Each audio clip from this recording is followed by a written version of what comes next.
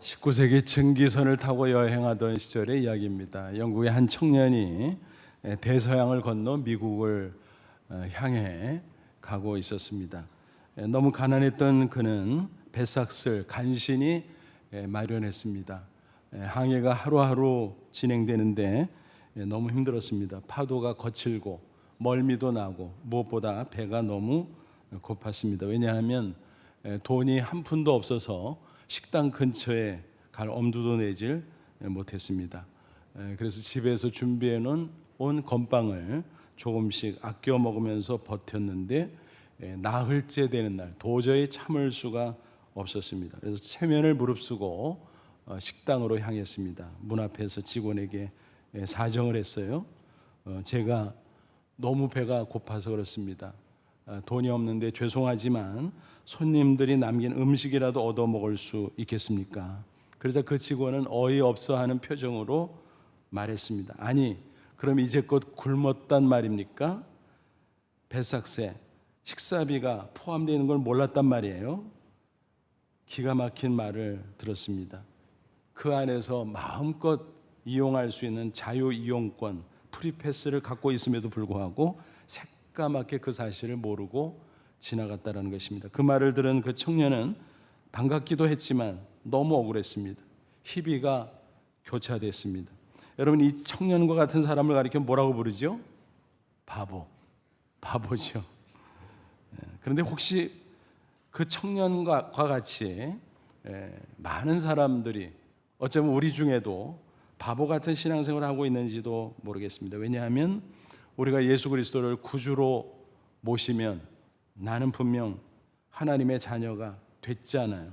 그러면 하나님 앞에 나아가 풍성한 은혜를 마음껏 구하고 받고 누릴 수 있는 특권을 얻었습니다. 하나님의 프리패스를 소유했다는 것입니다. 그럼에도 불구하고 그 사실을 아는지 모르는지 그 은혜를 누리지 못하고 지나간다면 정말 어리석은 일이 아닐 수 없다라는 것입니다. 오늘 본문을 보니까 우리 그리스도인에게 주어지는 프리패스가 분명히 소개되고 있습니다. 하나님 앞에 마음대로 나갈 수 있다. 은혜를 구할 수 있다. 뭡니까?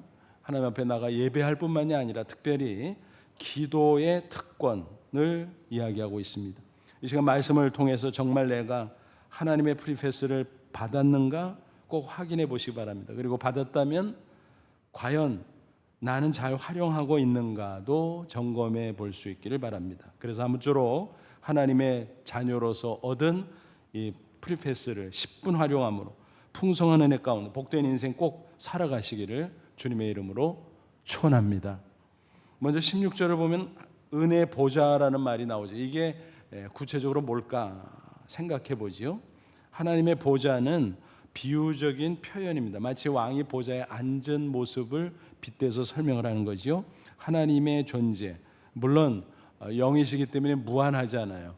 그래서 작은 보좌에 앉아 계신다?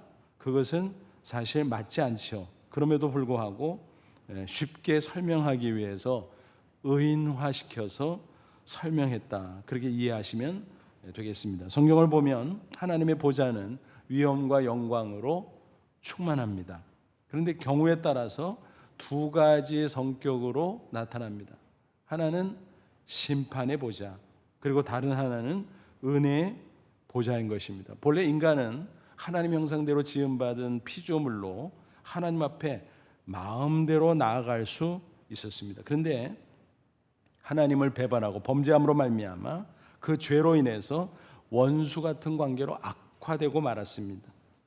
말하자면 하나님과 인간 사이에 죄의 담이 가로막혀 있다라는 것입니다. 그러니까 인간은 감히 하나님 앞에 나아갈 수가 없는 것입니다. 언감생심, 하나님 앞에 은혜를 주세요 하고 간구하고 요청할 수도 없다는 것입니다. 그렇습니다. 죄 문제를 해결하기 전까지는 그 누구도 하나님 앞에 자유롭게 나아갈 권세가 없습니다. 가로막혀 있기 때문입니다. 그런 상태를 가리켜 이사야는 이렇게 증거하고 있습니다.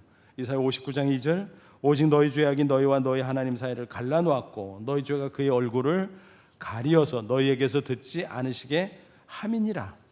그러니까 죄가 하나님과 인간 사이를 단절시켰다라는 것입니다. 이와 같은 상태로 살다 보면 종국에는 어떻게 될까요? 강제로 하나님 보좌 앞에 끌려가겠죠. 그리고 심판을 받고 영원한 멸망으로 떨어질 수밖에 없을 것입니다. 이런 경우는 뭐예요? 심판의 보좌이겠죠.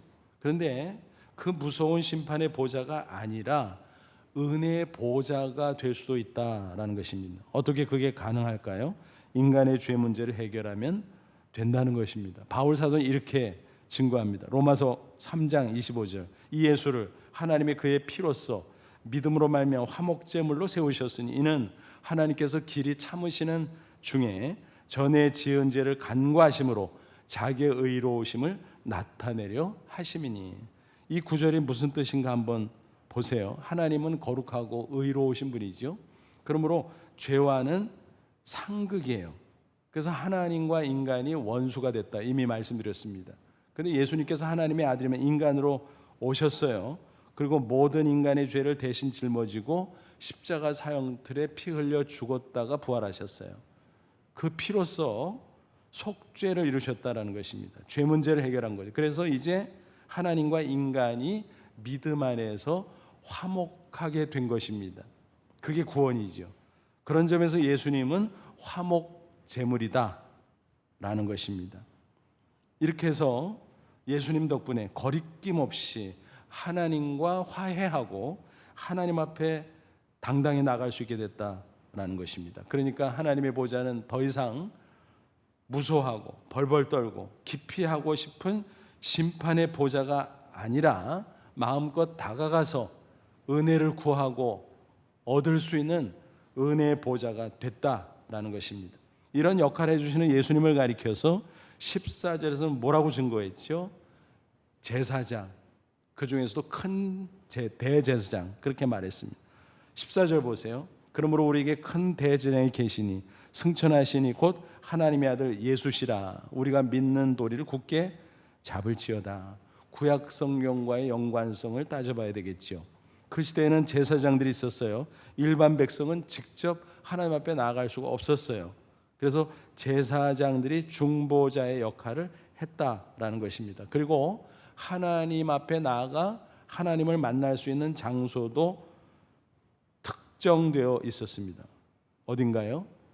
성막 혹은 성전. 광야 시대에는 텐트로 만들어진 성막, 그리고 가나안 정착 시대에는 건물로 된 성전에서 하나님을 만날 수 있다라는 것입니다. 그런데 좀 더 정확하게 말하면 그 성막 혹은 성전의 마당에 방이 2개 있잖아요. 첫 번째 방을 성소라 그래요. 거룩한 장소. 그리고 그 안쪽으로 두 번째 방을 지성소, 지극히 거룩한 장소라고 합니다. 근데 그 중에서도 지성소에 들어가야 하나님을 비로소 만날 수 있다라는 것입니다. 일반 제사장들은 성소까지만 들어갈 수 있어요. 오직 대제사장만, 그것도 1년에 딱 한 번, 언제일까요? 대속죄일, 그날에 그냥도 안 되고 속죄 피를 가지고 지성소에 들어갑니다. 그런데 지성소 앞에 이 커튼, 휘장이 드리워져 있어요. 그러니까 막혀 있음을 상징하는 거죠. 죄로 말미암아 하나님께 나아가는 길이 막혀 있다. 그러므로 그 막혀 있는 것을 뚫고 하나님의 존전에 나아가려면 속죄가 필수다. 그래서 대제사장이 속죄의 피를 가지고 휘장을 지나 지성소에 들어가게 된다라는 것입니다. 그런데 그 지성소에서도 또 깊이 들어가서 뭐예요? 언약궤라는 궤짝 있잖아요. 그거를 법궤라고 부르기도 해요. 이 언약궤 혹은 법궤에 3가지 특별한 물건이 있지요. 십계명을 기록한 돌판, 아론의 쌍난 지팡이, 또 만나가 든 항아리. 이런 것들은 하나님의 임재를 상징하는 거룩한 성물들입니다. 그래서 이 언약궤 법궤는 하나님이 이곳에 계시다, 임재를 상징하는 거예요. 그런데 이 법궤에서도 특별히 중요한 부분이 있어요. 법궤 뚜껑을 보면 양쪽에 그룹 천사가 마주보고 있어요. 그래서 이 가운데 공간을 속죄소라고 부르면서 거기에 속죄 피를 뿌리는 거예요. 그러면 속죄 피로 말미암아 하나님과 인간 사이의 죄 문제가 해결돼서 비로소 대제사장이 대표로 하나님을 만날 수 있다라는 것입니다. 그래서 이 법궤의 뚜껑 부분, 이 그룹 천사 그 사이 그 공간, 피 뿌리는 그 속죄소를 다른 말로 뭐라고 하냐면은 이제는 더 이상 심판의 장소가 아니라 은혜의 보좌가 됐잖아요.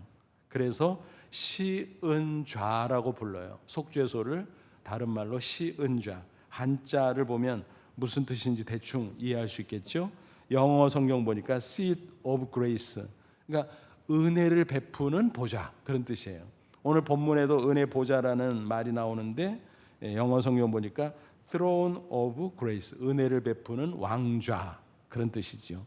그래서 속죄로 말미암아 심판의 보좌가 은혜의 보좌로 바뀐 거구나 이해할 수가 있습니다.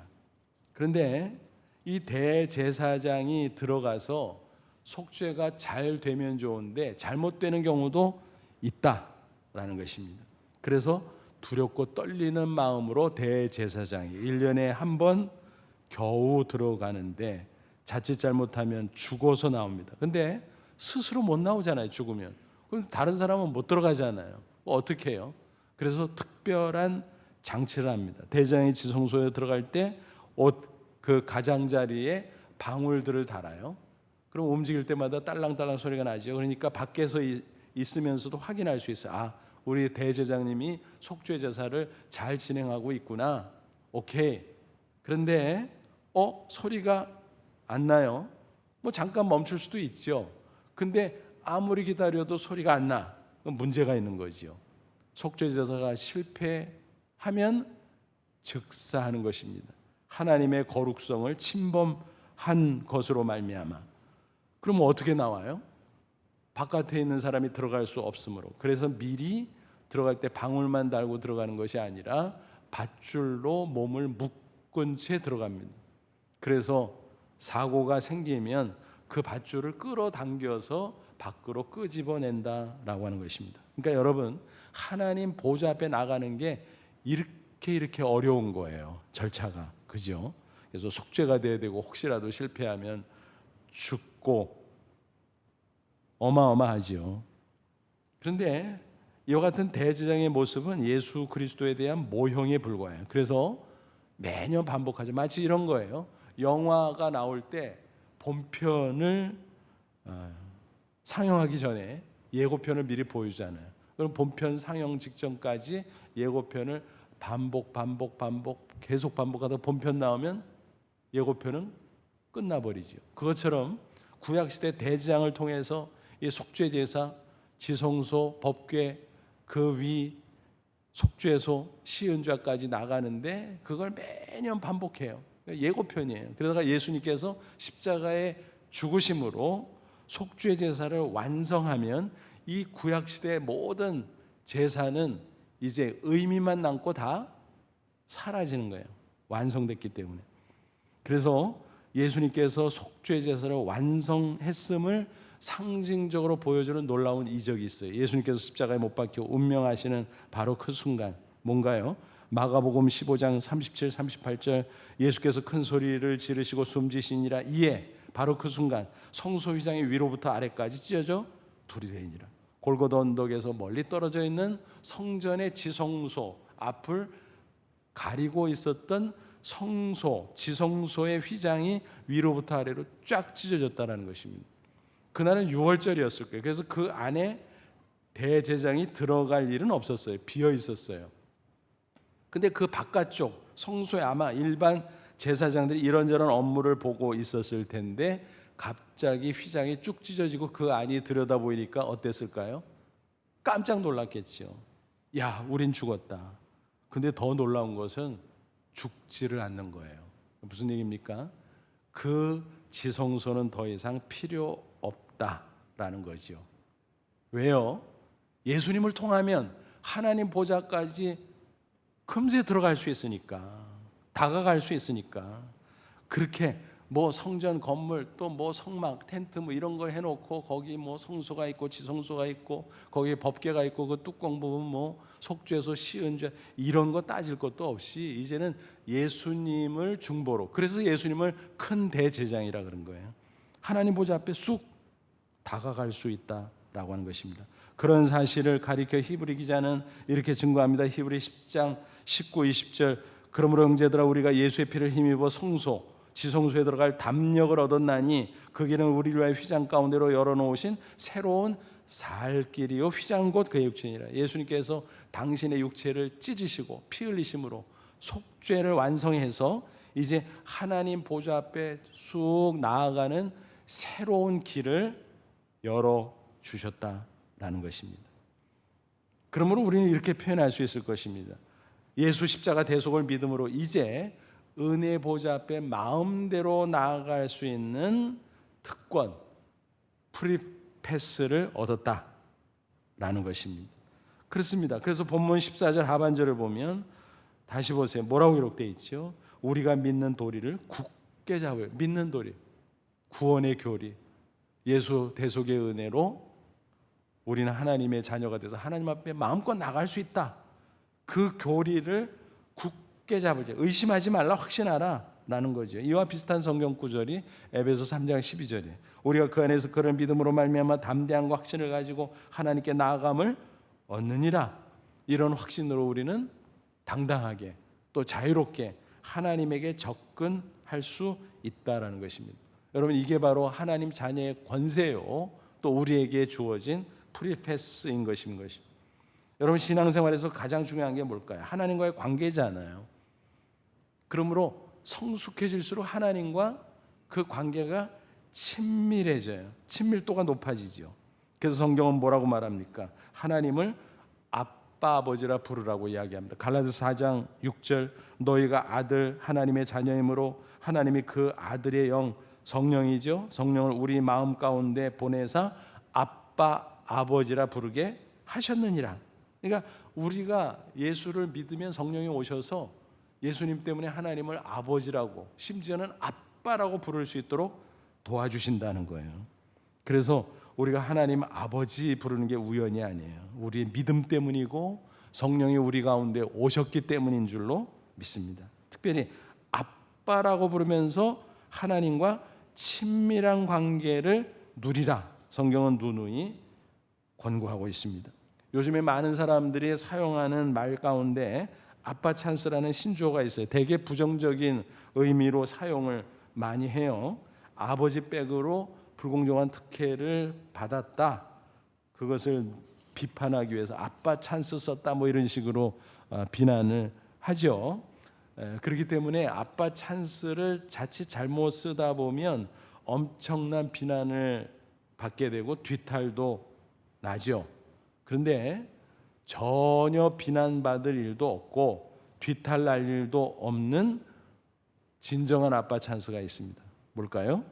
하나님 아빠 찬스. 하나님 아빠 찬스는 진짜 좋은 거예요.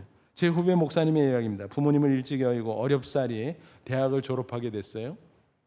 근데 어느 날 저를 찾아왔어요. 하나님께서 부르셔서 순종하기로 했다고, 신학대학원에 진학하기로 했다고.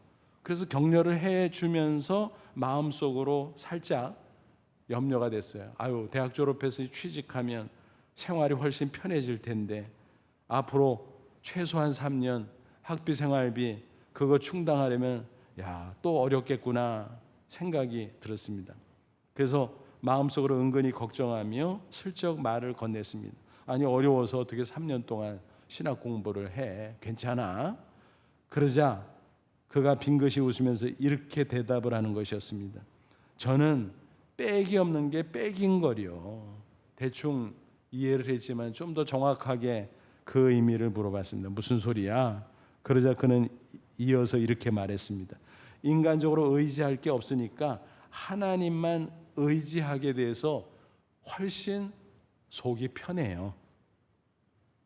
하나님이 제일 좋은 빽이잖아요. 명언이었습니다. 명언. 그 외에 제가 쭉 지켜보니까 신학대학원 너끈히 졸업했습니다. 하나님의 은혜였습니다. 목사 안수를 받았습니다. 하나님의 은혜였습니다. 또 어느 날 찾아왔어요. 유학 가게 됐습니다. 와, 그래?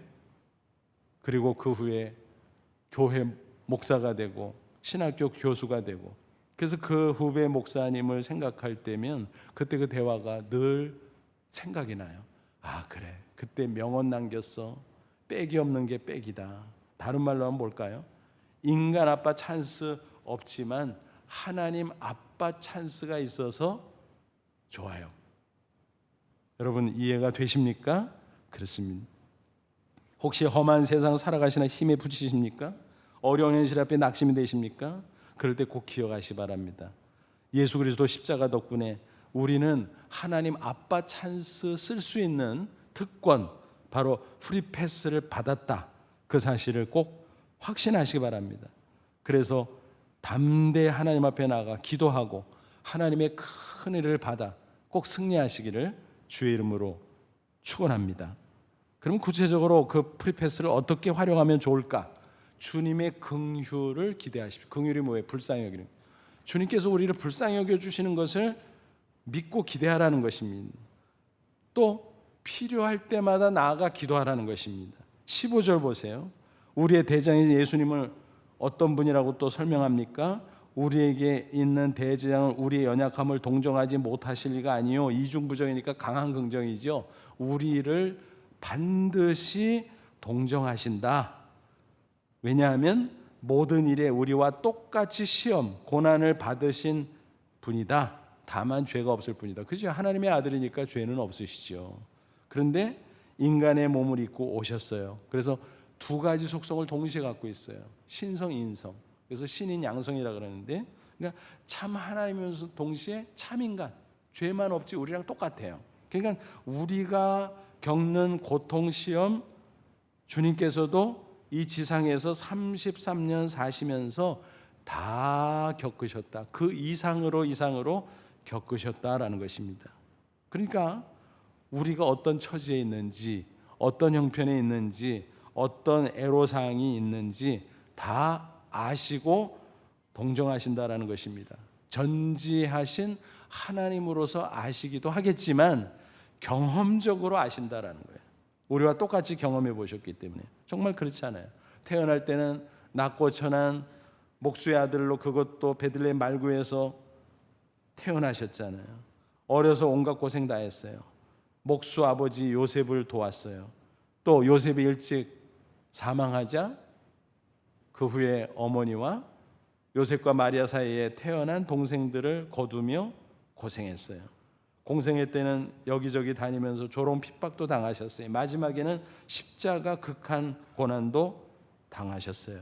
여러분, 예수님이 인간으로서 경험하신 그 모든 종류의 고난을 생각하면요, 우리가 거기다가 감히 명함이나 낼 수 있습니까? 상대가 안 되죠. 나는 너무너무 고생했어, 힘들어, 답답해, 내 사정은 아무도 모를 거야. 여러분, 예수님은 아세요. 동정한다 그랬잖아요.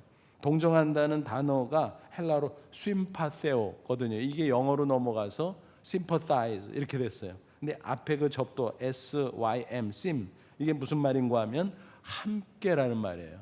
그래서 심파테오, sympathize, 이 말은 함께 고난을 당하다, 그런 뜻이에요. 그러니까 예수님이 우리와 함께 고난을 다 당해보셨기 때문에 알아, 그런 뜻이에요. 그게 동정한다는 말의 뜻이에요. 그러니까 우리가 뭐 이러니 저러니 뭐 푸념하고 뭐 혼자서 힘들다고 아무리 그래봤자 예수님 그거 다 아세요. 미리 다 겪으셨어요. 그러니까 주님의 그 긍휼을 믿으라라는 거예요. 주님 우리를 다 아니까 불쌍히 여겨 도와줄 거야, 그런 얘기입니다. 일본의 눈 깜빡이신 미즈노 겐조 기억하십니까? 그는 11살에 홍역을 몹시 앓다가 회복하지 못한 채 전신마비가 왔어요. 그리고 언어장애를 갖게 되었습니다. 그가 할 수 있는 것은 두 가지밖에 없었어요. 귀로 듣기만 하고 눈만 깜빡거리기만 하고 아무것도 할 수 없었습니다. 절망이지요. 그러던 그에게 16세가 되더니 어느 목사님이 성경책을 선물로 주었어요. 그 성경책을 보다가 그는 예수님을 만나게 됩니다. 구원의 기쁨을 얻었어요. 절망 가운데 살던 그에게 소망이 생기게 되었습니다. 그러면서 마음속에 새로운 꿈이 생겼어요. 그건 뭐냐 하면 시를 쓰고 싶다는 것이었습니다. 자기 이 구원의 기쁨, 절망 가운데 소망이 생기고 과거에는 원망했지만 이제 감사가 생긴 이것을 표현하고 싶었던 것입니다. 근데 불가능하잖아요. 그래서 어머니와 협력해서 히라가나 50음도 표를 벽에다가 붙여놓고 어머니가 하나하나 이렇게 짚으면 눈을 깜빡, 그러면 선택하는 거예요. 그 글자를 또 깜빡하면 또 선택하고, 그래서 그거를 모아서 단어를 만들고, 그걸 모아서 문장을 만들고, 그걸 모아서 시를 만들었습니다. 그리고 시집도 여러 권 출판하게 되었습니다. 여러분 잘 아시는 일본에는 우상이 너무 많잖아요. 그래서 기독교인들 중에서 확실한 분들은 대단한데 신앙을 갖기가 참 어려워요. 그런데 미즈노 겐조의 시를 읽고 많은 일본인들이 감동을 받고 또 예수님을 영접하게 되는 전도가 이루어졌다라고 하는 것입니다. 그의 많은 시 가운데 이런 시가 있어요. 주 예수님이시기에, 짧은 건데 한번 들어보세요. 아버지를 여의고 가족을 돌본 주 예수님이시기에 우리의 고민과 근심을 알아주신다. 쓸쓸한 어머니를 위로하고 형제자매를 사랑하셨던 주 예수님이시기에 우리의 고민과 근심을 알아주신다. 양식을 구하기 위해 이른 아침부터 일하셨던 주 예수님이시기에 우리의 고민과 근심을 알아주신다. 그렇습니다. 그 시의 표현대로 예수님은 우리의 고민과 우리의 근심을 알아주십니다. 다 아세요. 속속들이. 그러므로 우리가 하나님의 은혜의 보좌 앞에 나가 기도하면 예수님께서 옆에서 중보해 주세요. 아무개 저 기도는 너무너무 절실한 겁니다. 이렇게 힘들고 저렇게 힘들고, 그러니까 아버지여 꼭 들어주세요. 이런 식으로 도와주신다 라고 하는 것입니다. 여러분, 이런 원리를 우리가 알 수 있다면, 확신한다면 하나님의 은혜 보좌 앞에 나가 기도하는 그 특권, 그 프리패스의 특권을 그걸 썩히겠습니까? 엄청난 손해인데. 그래서 16절 뭐라고 말씀하는, 그러므로 우리는 긍휼하심을 받고 때를 따라 돕는 은혜를 얻기 위하여 은혜의 보좌 앞에 담대히 나갈 것이니라. 우리를 긍휼히 여기신다. 우리 겪는 일들 다 아시기 때문에 불쌍히 여기시고, 그래서 도와주시고, 그러므로 때를 따라 돕는 은혜. 영어 성경 보니까 in our time of need라고 되어 있어요. 무슨 얘기예요? 우리가 필요할 때마다 언제든지, 그런 뜻이거든요. 필요할 때마다 언제든지 어디서든지 은혜 보좌 앞에 나가라. 이제 장소로서의 성전, 장소의 지성소 필요 없다 그랬잖아요. 무한하신 영이신 하나님이 바로 내 앞에 계시기 때문에 내가 하나님을 부르면서 기도하면 바로 내 앞에 하나님의 보좌가 펼쳐지는 거예요. 그리고 하나님께서 기도를 들으시고 응답하시고 놀라운 하나님의 은혜를 허락해 주시는 것입니다. 그러니까 우리가 필요할 때 언제 어디서라도 딱 기도하면 하나님은 항상 들어주실 준비를 하고 계시다. 예수님은 우리를 긍휼히 여기시고 도와줄 준비를 하고 계시다라는 것입니다. 전화 거는 것에 비교해서 설명하면 이런 겁니다. 통화 중에 없어요. 하나님 앞에 기도하는 건. 요즘 전화기가 얼마나 좋아요. 휴대전화 무선으로 호주머니에 넣고 다니다가 아무 때나 꺼내서 통화할 수 있잖아요. 지구 반대편 사람과 마치 앞에 있는 것 같아. 너무 생생해. 신기하죠? 그런데 통화 중일 때가 있어요. 그때는 아무리 기기가 좋아도 통화가 안 돼요. 대화를 할 수 없어요. 근데 하나님께 기도하는 것은 통화 중이 없어요. 언제 어디서 무슨 이야기를 하려고 해도 항상 통화가 된다는 것입니다. 그래서 데살로니가서 5장 10절에 뭐라고 말씀합니까? 쉬지 말고 기도하라.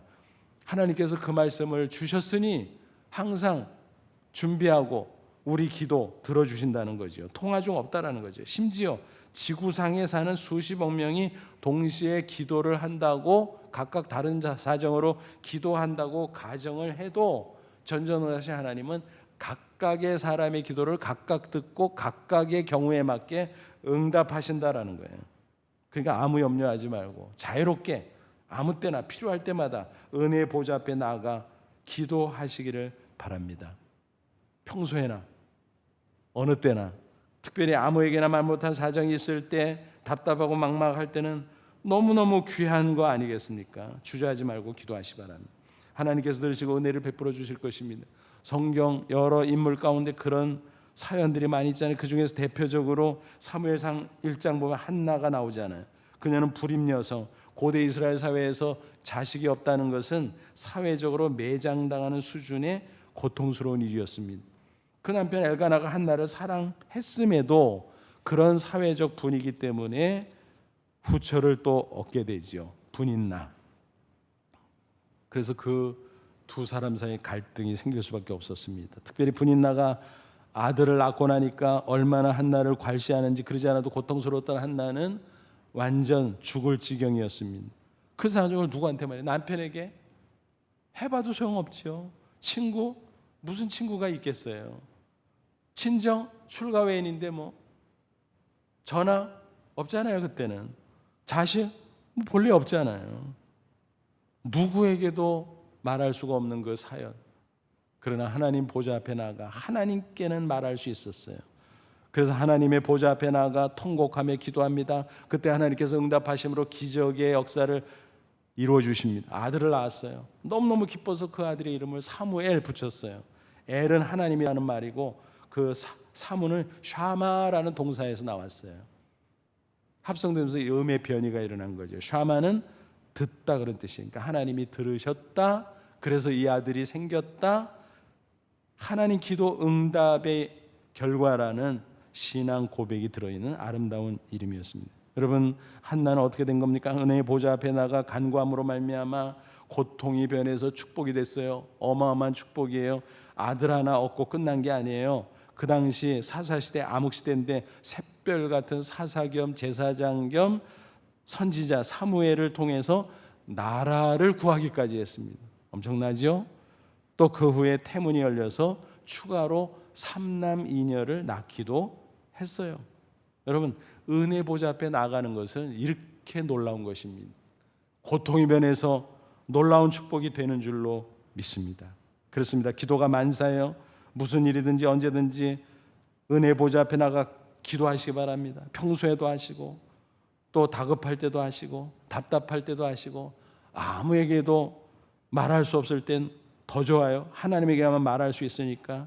그러면 하나님이 각각 때에 맞춰 경우에 맞춰 응답해 주실 줄로 믿습니다. 상상도 못했던 크고 놀라운 은혜 역사가 나타날 줄로 믿습니다. 우리 한국의 선교 역사 가운데 아름다운 간증들이 많이 있어요. 그 중에 의료 선교사 올리버 에비슨 박사의 간증 유명하지요. 혹시 여러분이 강남 세브란스 병원에 가실 일이 있으시면 복도 벽면에 게시된 그 병원의 간략한 역사 자료를 한번 보십시오. 거기에 그런 이야기들이 쭉 나와 있어요. 에비슨 박사는 캐나다 출신으로 토론토 의대를 졸업하고 의대 교수 겸 개원의로 활동하고 있었습니다. 그런데 하나님께서 부르셨어요. 자네 조선의 선교사로 갈 수 있겠나? 그는 응답해 예, 가겠습니다. 모든 것을 다 포기하고 조선으로 떠났어요. 1893년 미국 북장로의 파송으로 조선에 도착해 보니 기가 막혔어요. 이런 나라도 있구나. 이렇게 가난하고 이렇게 무지하고 이렇게 질병이 많고, 특별히 각색 질병, 콜레라, 장티푸스, 기타 등등 고통받는 백성들이 널려 있었습니다. 근데 의료시설은 터무니없었어요. 재중원이라고 뭐 서양 의료 선교사를 통해서 개원하긴 했지만 손바닥만한 한옥 1층 작은 건물에 무슨 변변한 의료시설이라는 게 갖춰져 있지 못했습니다. 하지만 그는 낙심하지 않고 기도하면서 하나하나 이뤄가서 최선을 다했습니다. 어느덧 6년이 지났어요. 자기 몸에 병을 얻었습니다. 그래서 안식년 겸사겸사 본국으로 가고, 이제 이듬해에 1900년에 뉴욕 카네기 홀에서 개최된 만국 선교대회 시간에 찬스를 얻었습니다. 조선 선교 보고를 할 수 있었던 겁니다. 근데 그는 기도의 제목이 있었어요. 조선에 번듯한 병원이 있어야 되겠다. 근데 현실적으로 보면 가능성 제로예요. 누가 후원해 줘요? 알지도 못하는 그 나라를 위해서. 그렇지 않아요. 그러나 그는 기도하는 가운데 자기 친구에게 부탁해서 이미 병원 설계도를 호주머니에 넣고 다녔어요. 그리고 선교복을 했습니다. 근데 그 자리에 많은 사람이 그 보고를 듣고 나름대로 감동을 받았지만 그러나 반응하지 않았습니다. 왜? 조선이라고 하는 낯선 나라, 어디 붙어있는지도 모르는 나라, 안 됐지만 별로 반응을 보이지 않았습니다. 근데 한 사람이 반응을 보였죠. 그분이 바로 사업가 루이스 세브란스였던 겁니다. 근데 이분도 기도하고 있었어요. 그분은 평소에도 선교와 구제에 열심인 사업가였는데 내가 번듯한 병원을 어디엔가 지어야 될 텐데 하면서 기도하고 있었어요. 여러분, 각각 하나님의 보좌 앞에 나가서 기도하면 하나님이 그 기도와 기도를 엮어줄 때가 있어요. 그래서 놀라운 역사를 이루어 주십니다. 그래서 세브란스의 엄청난 후원으로 1904년 세브란스 병원이 세워졌고 또 계속적인 후원으로 결국은 조선인 의사들을 배출해야 돼 해서 세브란스 의학교가 1907년에 출발합니다. 어마어마한 일들이 벌어지게 된 겁니다.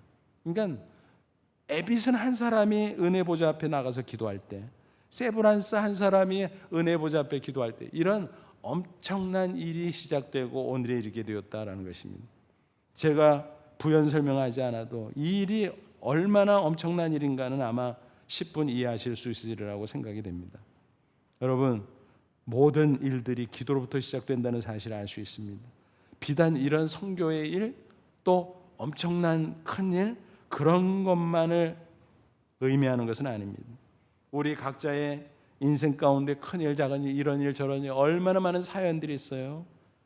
정말 그것을 가지고 누구에게도 말할 수 없을지라도 하나님은 들어주십니다. 은혜 보좌 앞에 나아가 꼭 해결받으시기를 축원합니다. 여러분, 어떤 문제가 있을 때 어떻게 하십니까? 한번 골라보세요. 제가 예시를 해드릴 테니까. 1번, 혼자 해결하려고 낑낑거린다. 2번, 가족이나 친구를 찾아가서 도움을 요청한다. 3번, 즉시 하나님 보좌 앞에 나아가 기도한다. 여러분, 몇 번이십니까? 현실 속에서 솔직하게 3번이시면 훌륭하십니다. 천만다행입니다. 그런데 우리는 1번이나 2번일 때가 많아요. 머릿속으로는 내가 하나님을 믿는 하나님 자녀야 기도할 수 있어 생각하지만 또 입술로는 주여 주여 하지만 그러나 실제로는 혼자서 낑낑거릴 때가 많고 기껏해야 사람 찾아다니고 도움 요청하고, 여러분, 그래서 해결되는 경우가 얼마나 있습니까? 해결돼봤자 별것도 아니에요. 3번이 정답이에요. 3번. 우리는 3번을 해야 됩니다. 하나님이 준 프리패스가 있잖아요. 그럼에도 불구하고 그것을 썩히고 1번, 2번에 머물러 있다면 그것처럼 어리석은 신앙생활이 없지요. 서두에 말씀드린 그 영국인 청년처럼 바보 같은 신앙생활을 하고 있다고 해도 할 말이 없는 겁니다. 아무쪼록 언제 어디서 무엇을 하든지 은혜 보좌 앞에 나아가 하나님의 큰 은혜의 역사를 체험하시기 바랍니다. 그래서 험한 세상 살지라도 항상 하나님의 승리를 경험하는 저와 여러분 되시기를 주님의 이름으로 축원합니다. 기도하겠습니다. 이 말씀 붙잡고 잠시 기도하겠습니다. 하나님, 예수 십자가 대속의 은혜로 우리는 그저 믿기만 했는데도 하나님의 프리패스를 받았음을 기억합니다. 그런데도 이것을 썩혀두고 어리석은 신앙생활했던 불초함을 고백합니다. 용서해 주시고 이제 오늘 말씀을 붙잡고 하나님의 프리패스 잘 활용하게 하옵소서. 때를 따듬는 하나님의 은혜 보좌 앞에 나아가 기도하며 경험하며 승리하는 저희들 되게 해 주옵소서. 우리 다 같이 간절한 마음으로 잠시 기도합니다. 하나님 아버지, 은혜를 진심으로 감사합니다. 예수 십자가 은혜로 프리패스를 얻었음에도 불구하고 썩혀버리고 어리석은 나날을 보냈던 우리를 불쌍히 여겨주시고 이제는 정신을 차리고 하나님의 프리패스를 활용하게 하옵소서. 때를 따듬어 하나님의 은혜를 얻게 하여 하나님의 긍휼을 확신하면서 담대히 나아가 기도하게 하옵소서. 그래서 하나님의 은혜를 체험하게 하시고 승리하게 하시고 하나님의 영광을 빛내는 저희들의 인생이 되게 해 주시옵소서. 예수님의 이름으로 기도하옵나이다. 아멘.